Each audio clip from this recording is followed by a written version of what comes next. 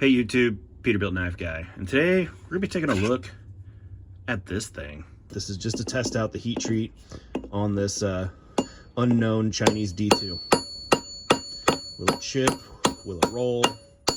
So this is the Brothers F017 in D2. Now, it says Brothers. It's sold on Amazon under Watchman as the brand, but nothing about this has ever said Watchman. It says Brother. One knife, one life. And yeah, these things are less than 40 bucks on Amazon. It's a full-size D2, good thickness. Let's get some specs out of the way here. Blade length, we're looking at, this is gonna be rough, but 4.5. Handle, about 4 3/4. Your inner grip, get a nice good solid 4 1/4.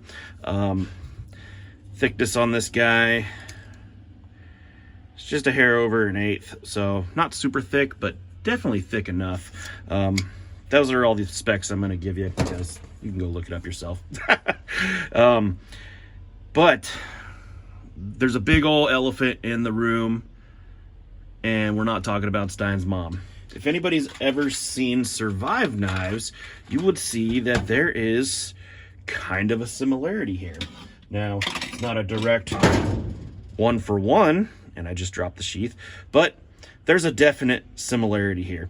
Jimping, grinds, handle shape, pommels, lanyard holes, everything. So this is a Survive Knives GSO 4, and this is the 4.7, I believe, and this is a knockoff in my opinion. I mean, right down to the jimping.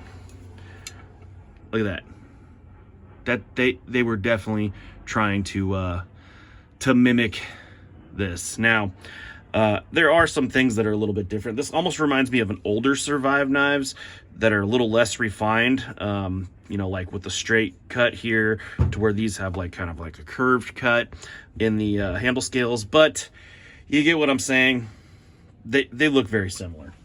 And unlike Survive knives, you can go on Amazon right now and purchase one of these bad boys. You know, this Survive knife, these both were $300+ knives when Survive was still in business.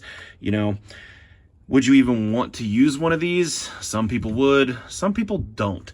So, I mean, if you want to spend this much money on something and use it, that's great. But a lot of people would just, you know, they would have something like this and use something like this. It's an option. But now that we got that out of the way, you can still get one of these, like I said, and it may or may not be a good knife, and we're going to kind of try to take a look at that today. It does have has red scales. Now, the fit and finish on this thing is kind of garbage. I mean, but what do you expect? It's less than 40 bucks, but the scales aren't even attached to each other, so if you take these scales off, these liners will fall out. There's obvious, like, gappage issues. It's just not showing up very well on the camera, but it's there. All around, very poorly done. I mean, even the spine back here is a little proud, and down here it's sunk in.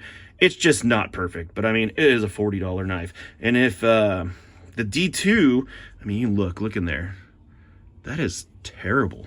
I never even did this before. It's crunchy. It's a crunchy knife. It is skeletonized a little bit, not too bad. I have, like I said, pulled the scales off. So being the fact that it's D2, this could go two ways. They got the heat treatment decent on it, or they didn't, and it's a big pile of garbage. So let's go abuse this thing just a little bit and see what it is, if it's even worth the $40 to get your fake GSO Survive. Because I'm absolutely terrible at YouTube, I didn't even talk about the sheath. This is the sheath. Now, they mimic, but they didn't mimic completely. They tried to get on the Survive knives, they have this this little pop out here for drainage, I guess, or whatever, and they did kind of a similar thing to where this one goes all the way down, this one stops here. Kind of pointless. There's no freaking drain hole on this sheath. whatever. I mean, what do you expect is 40 bucks. It is a pancake style sheath. It comes with these stupid ass clips that I really, really hate, but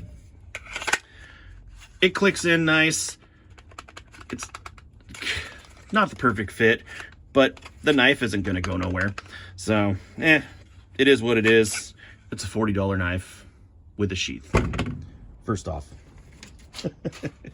is it even sharp? It actually came decently sharp. I did have to strop it up a little bit, but yeah, the edge they put on there is more than adequate for a $40 knife. Will it cleave a bottle though? Absolutely. Some light batoning for the people who actually like to baton their knives. And it's just a good durability test in my opinion.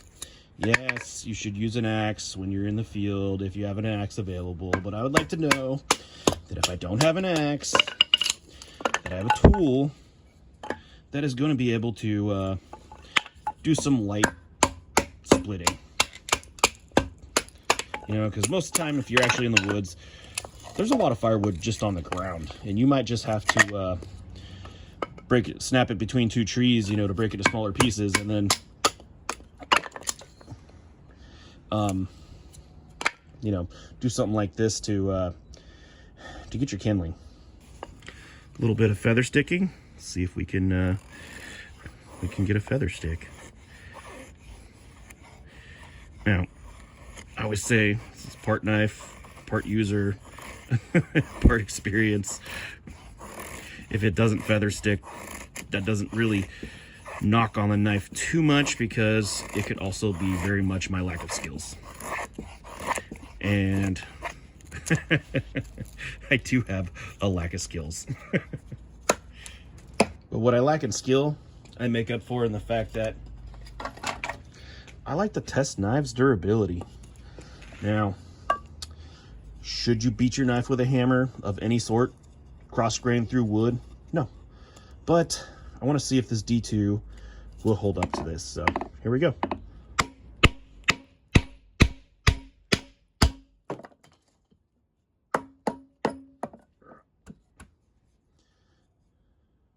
No problems yet.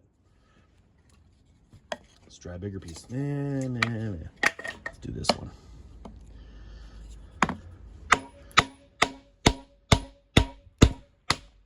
Now I was putting a lot of freaking shock on the blade, and putting a lot of pressure on that edge.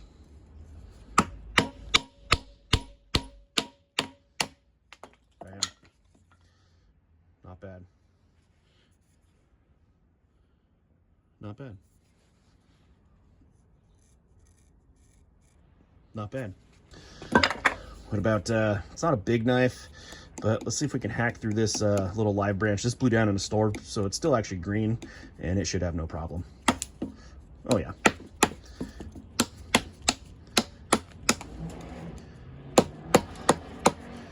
It's actually kind of hard to hold on to. Yeah, it's green wood. This stuff's so easy. People get on me in my shorts all the time about chopping 2x4s or whatever, you know, and say, oh, try it on green wood. Like, that's harder. That is actually very much easier to do. Green stuff just cuts so nice.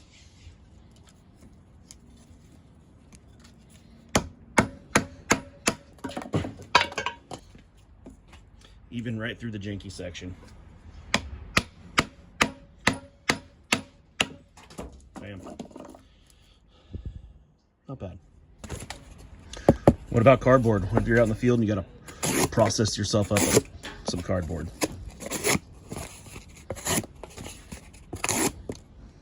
Not bad. Now, I really don't know of a better way to test the heat treat out on something that is questionable, like this Chinese, D2 knockoff knife. So I have chopped nails with an Ontario Rat 1 and D2, but I don't have any nails. But I do have steel baling wire. So let's just let's go through this a couple times and see what happens to that edge. If it takes any damage, I'm sure it will take some, but we'll see how bad it is.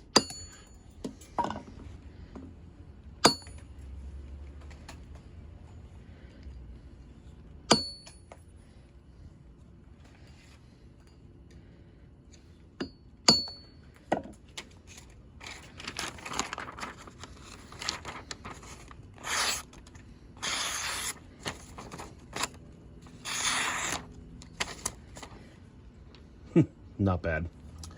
This is a 1/2 inch copper plumbing cap. Let's just beat it through this and see what kind of damage it does. Now, I understand that nobody needs to do this, but this is just to test out the heat treat on this unknown Chinese D2. Will it chip? Will it roll? Will it do anything? I don't see any freaking glinting. That's actually extremely impressive to me. Let me go get a piece of paper. Still see the marks.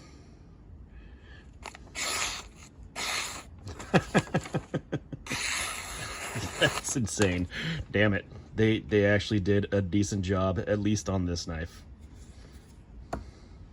And the last thing I want to do is just a little bit of light tip testing on there, because if this knife steel's burnt or screwed up, that tip is going to it's going to be the part that shows it.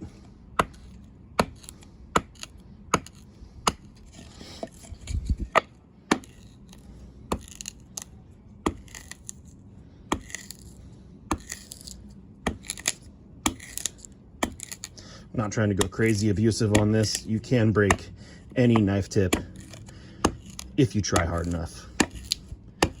But let's just say accidentally had to pry just a little bit. It is still dead straight. Not bad. All right, I'm not gonna lie. For less than $40 for a Survive Knives GSO knockoff in D2, this heat treat actually impressed the hell out of me. It did not pick up a single hiccup from anything. That is absolutely crazy. People hate on D2 because companies do a shoddy job on it sometimes, but I do feel that this thing was heat treated properly for the most part. I don't know the HRC on it. I don't really know a hell of a lot of information about it, other than the fact that it's cheap. It's on Amazon. I bought this myself. I'll throw in the link. If you want a beater knife because you can't get another GSO, or you couldn't get a GSO, Survive Knives, I recommend it. I really do. Anyways, that's all I got for you today. Thanks for watching.